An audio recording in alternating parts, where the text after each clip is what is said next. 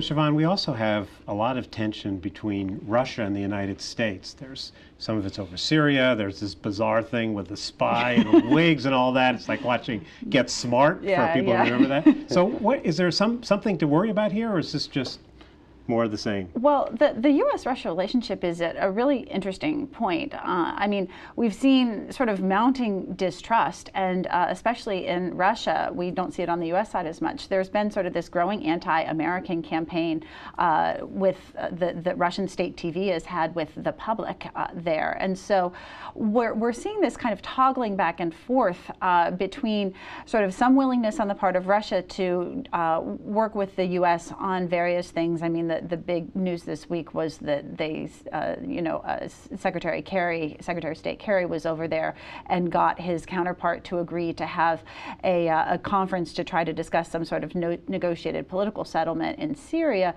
At the same time, we're watching Russia ship, large quantities of weapons over to Syria because their big fear is that eventually NATO or the U.S. or some combination of international partners will go in and have a repeat of Libya. And so you're seeing a lot of back and forth on Syria, and then you've got this odd backdrop with the alleged spy who was picked up this week. And you also have the backdrop of continuing sort of tensions and cooperation over investigating the Boston bombing suspect. Was the spy case an example of them just picking a guy up and poking the United States in the eye because they were unhappy about something, or because it seems like we have spies there and they have spies here?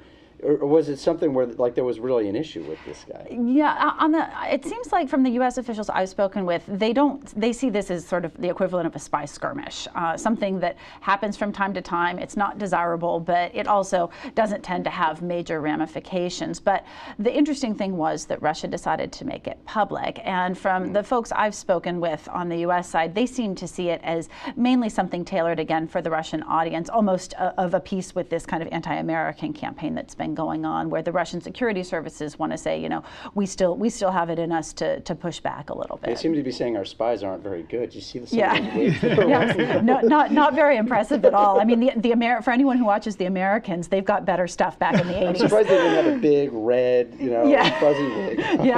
or red nose or something. Can you tell me where we are generally with the U.S.-Russian relations? Because it seemed like they were in a better place at the beginning of Obama's term. Yeah. I remember there was images of the president was at a restaurant with Medvedev, and they were eating hamburgers together, and they had their suit jackets off.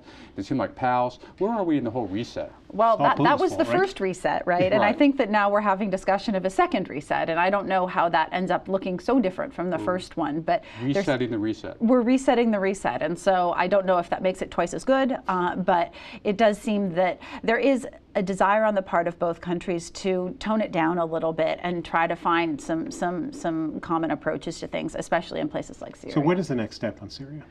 Well, they're going to have this conference in June, and we'll see where it goes. I mean, what's difficult about it is that you don't really see a lot of signs of any willingness on the part of Assad to actually step down. And so the desired outcome from the U.S. side of having some sort of negotiation where Assad steps down doesn't seem very likely unless, there's some dynamic that really changes significantly. Is the conference a way for him to just buy some time, get everybody focused on something a couple months down the road while he's fighting his war at home? Assad. For Assad? Assad, yeah, and the Russians for that matter. It could be a way for the Russians to buy time. I mean, it's not that much time because it's the beginning of next month.